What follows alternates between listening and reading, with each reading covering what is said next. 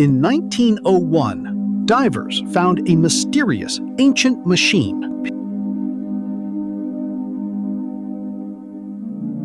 At first, nobody understood what it was.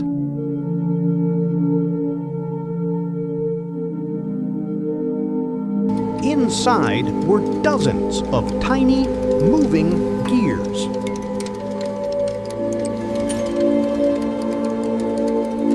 This ancient machine could model the movement of the sun, moon, and planets.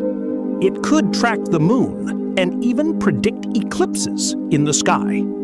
Technology this advanced would not appear again for more than 1,000 years.